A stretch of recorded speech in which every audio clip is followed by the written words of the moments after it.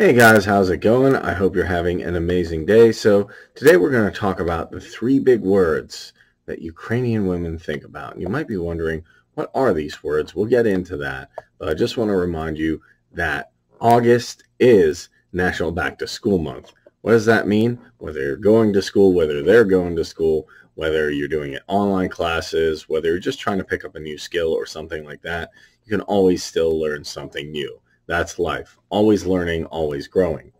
And when it comes to learning, big part of it is relationships.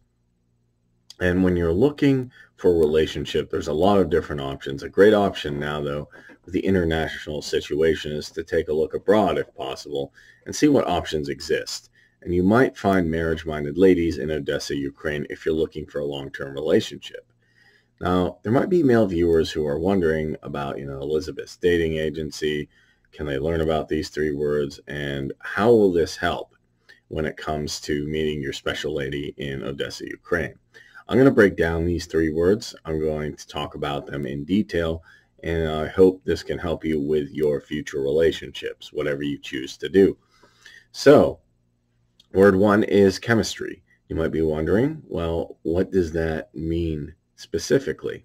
Can you define it? It's actually kind of hard to define. When you say you have chemistry with someone, it's not something you can break down logically. It's not a math problem. It's not something that can be derived through arithmetic. It's just a feeling you get when you're around this person that, hey, time stood still, I have butterflies in the stomach, and I just can't wait to see them again, no matter what it is. I want to be around this person. This person makes me feel amazing. But the question is, can a Ukrainian lady and her, maybe your American, Canadian, Australian, or if you're living in the West, her Western boyfriend, her counterpart, or husband stay attracted and continue to stay attracted? Because that's the challenge. Well, you have to ask yourself these questions and ask yourself these questions honestly. And then you'll actually know. Their looks will change as fade, change as I'm older. You might want to ask, am I attracted based on looks? Do I find them just attractive to look at, which is okay, but realize our looks are going to change as we get older. Do I still like their personality? Is there something about them that even if they weren't a super, super good looking or, if I didn't find them physically attractive, just that, is there something beyond that? Is there something beyond the physical attraction? And then we come to changes in their personalities or character. And as we face different challenges in life, our personalities can change. We can become happier. We can become more callous. We can become angrier. How can you maintain that personality? And how can she maintain personalities so you can get along and communicate? And then there's different clothes that they wear. We all have different ways of expressing ourselves. Even people who live in different cultures express themselves differently. How does that reflect on you? How does that reflect on her? And then if you're going to live with this person, presumably you're going to take your long-term relationship either to Odessa, Ukraine, or to your Western home country. Do they have good or poor hygiene? Do they take care of themselves? They don't have to be in the gym constantly, but do they take decent care of themselves? It is going to be a very, very important point. And what is their attitude like? Do they have a positive or negative attitude? Sometimes when we face different challenges, we can become negative.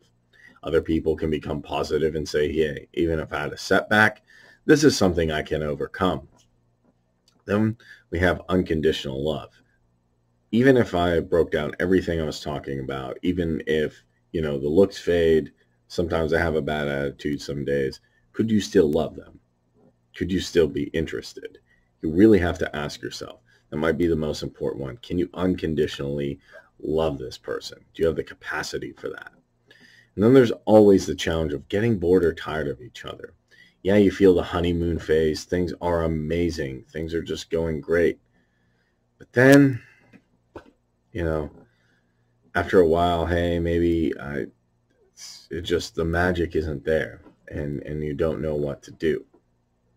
And how can you either overcome that or prevent that from happening? And then having arguments or disagreements happen. You're going to have different points of view, and that's fine. Arguments happen, in all relationships. Just make sure they don't happen all the time.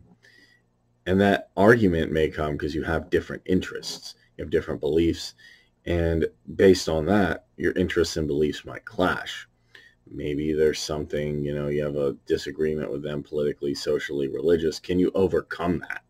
Even if there is a fundamental difference, can you overcome that? And then there's always a challenge, even though we don't like to talk or think about becoming interested in other people.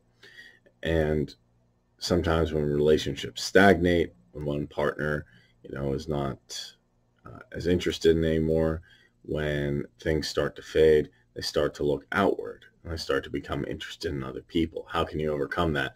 And finally, facing any problems together or separately. Are you going to work together to solve problems? Is it going to be a collective effort? Or are you going to try and solve everything yourself? What this really comes down to, chemistry, is beyond all the challenges, beyond all the changes in your life, beyond everything you're going to face, ask yourself, could I unconditionally love this person? Could I stay with this person for the long haul? And if your answer is yes, that's great. If your answer is no, you might want to examine that and take a look, go back, see what I talked about. Are these conditions something you can do with that person? If not, you might want to reconsider. Word 2 is future. All right. So when it comes to long-term relationships, guys, future is the most important thing. You want to be thinking of the future. What am I going to do in the future? And preferably the long-term future, not just the short-term future. So when it comes to the future, how can she be assured her relationship with you is going to survive as time goes forward? How are you going to spice up the romance? How are you going to commit to her? What challenges are you going to face? And if so, what can you do to overcome them? Are you, both of you ready? Are you serious? Are you interested in marrying each other? Maybe despite there's some cultural languages. Maybe her English isn't perfect, or, the specific language you have, maybe that's not perfect. Maybe there's some other cultural barriers that you don't understand or haven't really got accustomed to yet. Could you still marry her? Could you still overcome them despite those odds? Another thing is, do they believe that you're going to stay permanently together? Do you believe they're going to break up, go back to local dating, or be with somebody else in their own country? So if they have the fundamental belief that you're not going to stay together, that's going to be dangerous for the future. That's not what you want. Now, as I said before, if you have chemistry and you can keep that chemistry and maintain it, that's a good thing. But you want to have the belief instilled in them and in yourself that you're going to be together. You're not going to be seeing someone else. You're not going to be going back to the local dating scene. You're not going to be, flirting with somebody from your country or vice versa, their country. And one thing I want to really emphasize with the future is try and see yourself, as employers say, where do you see yourself in 5 to 10 years? People always, say, well, that's kind of a tough question. And maybe for a job that you start is, but the good part about that question is it makes you think, okay, well, maybe I want to be here. Maybe I want to achieve these things in my workplace. That's great. Ask yourself that with a relationship. Where do I want to be 5 to 10 years? Okay, I want a family. I want this. I want A, B, and C. And the good thing about that is if you can pin down exactly what you want to do in the future, if she aligns with that, that'll be a lot more powerful than just say, hey, I don't really know what I want to do. I don't know if I want to stay committed to this person, because you're going to have a lot of problems. Then word 3 is security. So when it comes to security, that's important in a relationship. We all want to feel secure. We don't want to be up at night worrying that our partner is being unfaithful or there's any other problem. So does she see this relationship with you kind of as a shared bank account? Do you hold trust? Do you hold love? Do you hold safety? Do you have mutual respect for each other? Do you appreciate each other's good qualities? And that really matters, because if you can feel secure in any situation with your partner, you're going to feel amazing. Now, a lot of relationships, a lot of even good relationships have problems because someone didn't feel secure. Oh, I don't know what so-and-so is doing when I'm not with them. I don't know if I trust them. And that can be a challenge. And you can really sometimes wonder, Oh, what is so-and-so doing? Does so-and-so really care about me? Do they love me? So when I say a shared bank account, would you trust them with your money? Would you trust them with your life? Would you trust them to be faithful? Ask yourself that. Ask yourself, if they always stay on the good sides, will they be able to take their connection to the next level? Are you able to, as I talked about in future, see this person 5, 10, 20 years from now, to cultivate a life with them? And then another question is, how can they overcome obstacles, problems when they get negative? Can you still remain friends? Can you still have that relationship? Can you still protect each other and be solid rocks for each other? You're going to face troubles and tribulation in life. Life is not easy. But what makes it easier is having a partner that actually cares about you, that will listen to you, that will work with you, and that will help you overcome all of this. And then finally, so I want to summarize basically all three of these, because this is important. So we talked about the three words that Ukrainian women think about. What are they? So first, what is the most important thing to remember out of all this is these words are going to help cultivate that whole relationship. And they are chemistry, future, and security. If you have chemistry, future, and security, you can have an amazing relationship.